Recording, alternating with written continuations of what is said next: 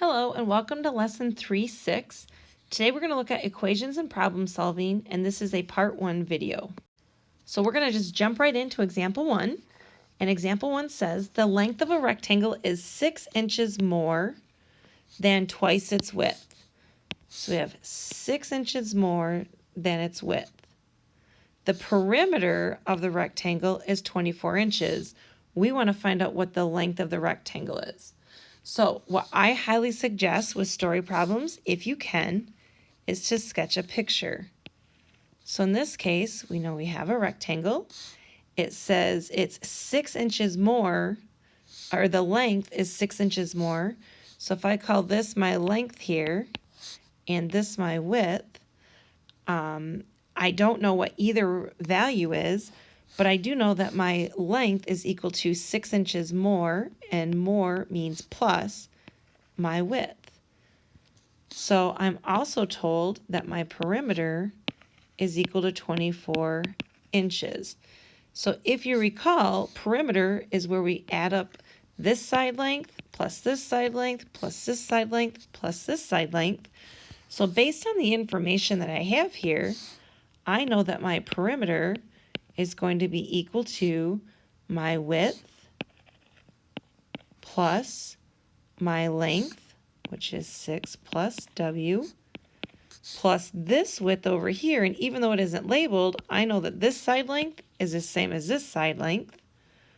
So I'm going to go plus W, plus, and then I have this side length is the same as this one, and that means this is 6 plus W here. So because all of this is adding, I'm going to collect my like terms first. So if you remember that collecting your like terms means I'm just going to add all the terms pretty much that have the same variable together, and then I'm going to add all my non-variable terms together. So I have let's change our color here. We have 1, 2, 3, 4 W's that we're adding together. And then I'm going to add that to 6 plus 6, which is 12, and we were told up here that our perimeter was equal to 24. So I know that 24 equals 4W plus 12. Now I have an equation that I can start solving for W. So I'll subtract 12 from both sides, and I end up with 12 equals 4W because these are going to cancel. And then I'm going to divide both sides by 4. And I see that I end up with W as 3. And these are in inches. So I now know what my width is. It wants to know what my length is, though. So remember, length equals 6 plus W.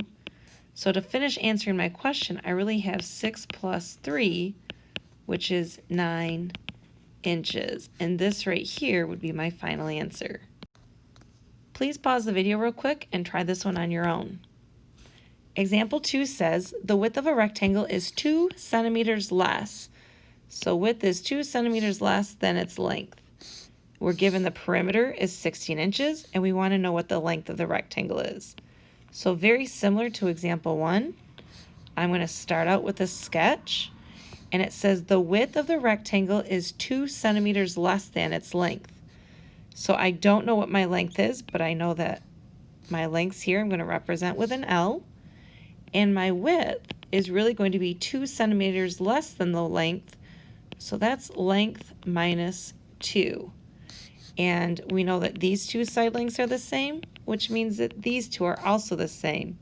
So this is also L minus 2. We were given that perimeter was equal to 16 centimeters. So now I have everything that I need to go ahead and solve. So perimeter was 16 centimeters. So I know that 16 is equal to, now to find perimeter, I'm going to add up all my lengths around the outside of this rectangle. So I have L minus 2 plus L minus 2 plus L. Again, I'm going to start simplifying, and I'm going to add or combine my like terms. So I have 1L, 2L, 3L, 4Ls, And then I have a negative 2 plus a negative 2, which becomes minus 4. Now I can go ahead and add 4 to both sides. So this here is going to give me 20 equals 4L. And to solve for my actual length, I am then going to divide by 4. And I see that my length is going to equal 5 centimeters. Now for example 3, you will be doing problems like this, so please make sure that you can do these. It tells us to find the sum of 3 consecutive integers. Consecutive means numbers that are next to each other, so it could be 10, 11, 12, 20, 21, 22, negative 2, negative 3, negative 4, and so on. They're just 3 integers that are next to each other. So we are told that we want to find the sum of 3 consecutive integers that give us the total sum of 147, but we need to know what those 3 numbers are. So what we're going to do is I'm going to call my first integer x, and I'm adding these. So then if my first integer is x, then my second integer is going to be x plus 1, because it's going to be 1 more than this term. And then my third integer is going to be x plus 2. So now if you want to think about this, here's my first integer, this is my second integer, and my third integer would be right here. So if you want to just kind of pick a number to plug in there just to make sure that it's something that at least makes sense. So if I pick the number 5 for x, 5 plus 1 would be 6, and 5 plus 2 would be 7. So 5, 6, and 7 are what we consider consecutive. So now what I'm going to do with this information is I am actually going to take that and set those equal to the sum that I was given. So I'm going to set that equal to 147. Now I'm going to simplify and solve for x. So I have 1x plus another x is 2x, plus a third one is 3x plus, then I have 1 plus 2, which is 3, equals 147. Now I have an equation that I can solve. So I'm going to go ahead and subtract 3 from both sides. So this gives us 3x equals 144. And I'm just going to write this up here. So if I have 3x equals 144, I'm going to divide both sides by 3. And I see then that x is going to equal 48. So now that I know that x is equal to 48, that's going to be my first integer. My second one is going to be 48 plus 1 from this piece. So that will give me 49. And my third one is going to be 48 plus 2 from right up here. 48 plus 2 is actually going to be 50. So if you take 48 and add it to 49 and add it to 50, you'll get a sum of 147. Likewise, for the second part, we want 4 consecutive integers whose sum is negative 14.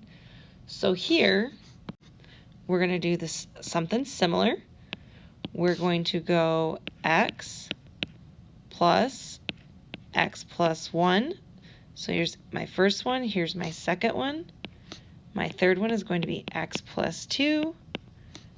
And my fourth one will become x plus 3. And I know that this sum is equal to a negative 14. So just like before, I'm going to combine my like terms. So I have 1x, 2x, 3x, 4x, plus 1 plus 2 is 3, plus another 3 is 6, equals a negative 14. Then what I'm going to do is I'm going to go ahead and subtract 6 from both sides. So this is going to give me 4x equals a negative 20.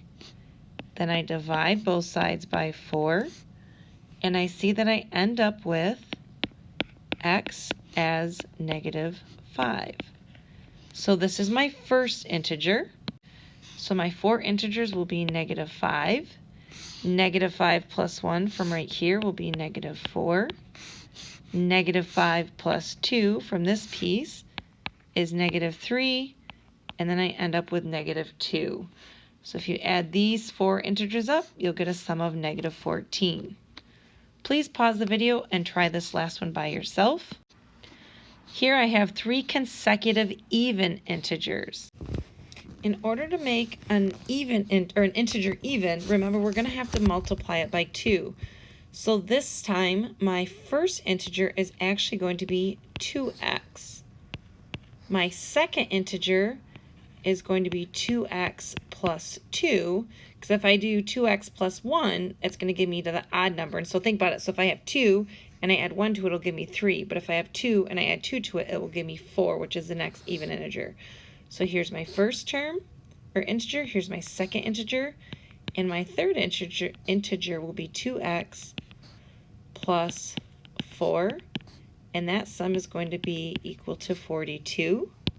So here, I'm going to, again, combine my like terms. So 2x plus 2x plus 2x is 6x plus 2 plus 4, which is 6, equals 42. I'm going to go ahead and solve this just like what we've been doing all along. So subtract 6 from both sides. I have 6x equals 36. Divide both sides by 6. And x equals 6. Now, that doesn't mean my first term is 6. I have to find my first term by plugging 6 in for x. So I really have 2 times 6, which is 12. Then my second term I find by plugging 2 or 6 in for x, and I have 2 times 6, which we know is 12, plus another 2. So 2 times 6 plus 2 equals 14. And then for my third term, we have 2 times 6 plus 4, which actually equals 16. So our 3 consecutive integers that are even, that give us a sum of 42, are 12, 14, and 16. Example 4 says, a train leaves a train station at 1 p.m. It travels at an average rate of 72 miles per hour. A high-speed train leaves the same station 1 hour later. So I have 1 p.m. and then we have an hour later. It travels at an average of 90 miles per hour. The second train follows the same route as the first train on the track, parallel to the first. And how many hours will it take the second train to catch up to the first train? So the first thing we're going to do is we are going to write an equation for the first train.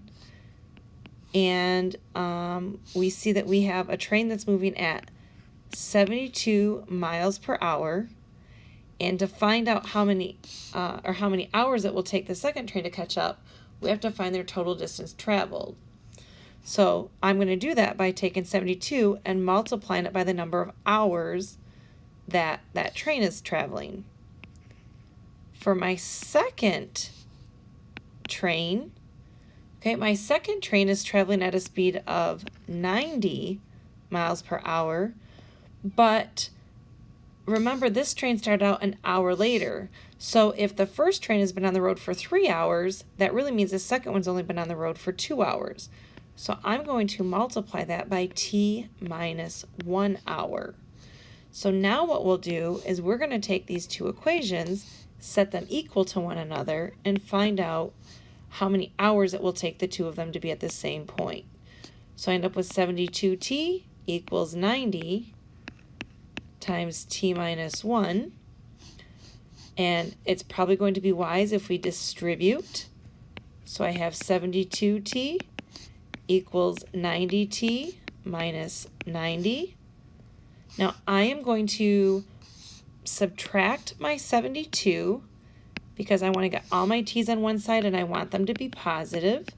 So I'm going to subtract 72t. So what that does is that gives me 0 equals 18t minus 90.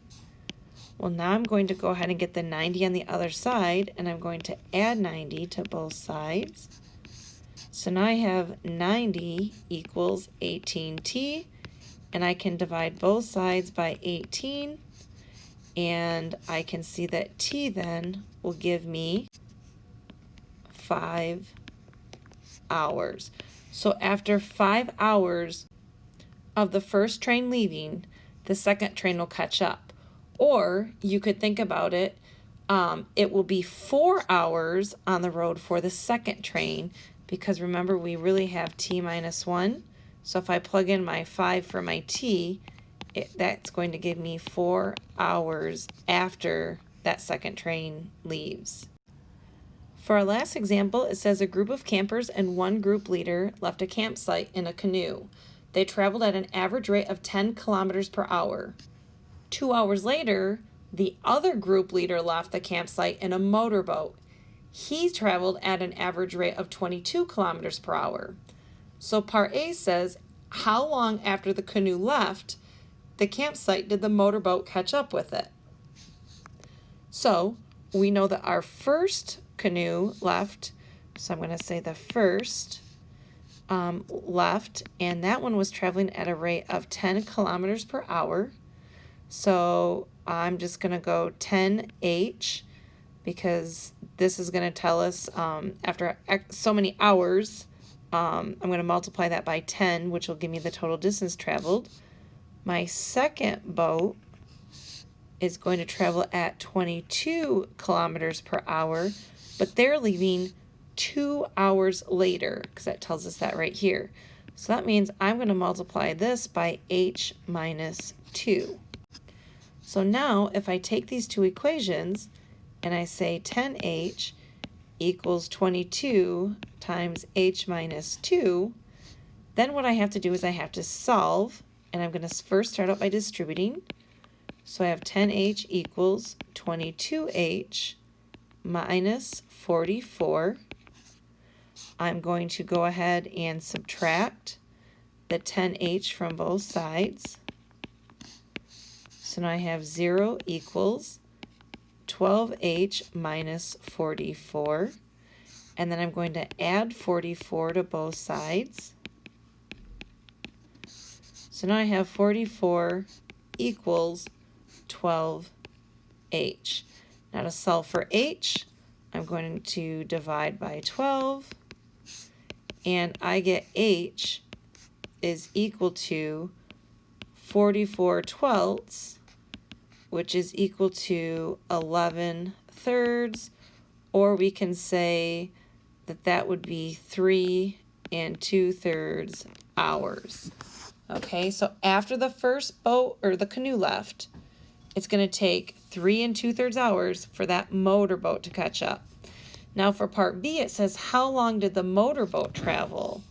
Well, that's really going to come from this second equation here. And I'm going to plug in my answer that I just got for this first one. And I'm going to take my 3 2/3 hours, and I'm going to plug that in right here, and I'm going to subtract 2 from it. And that's going to give me 1 2/3 hours. So this right here is part B, the 1 2/3 hour. This is going to conclude our part 1 video. Please let me know if you have any questions, and we'll talk to you later.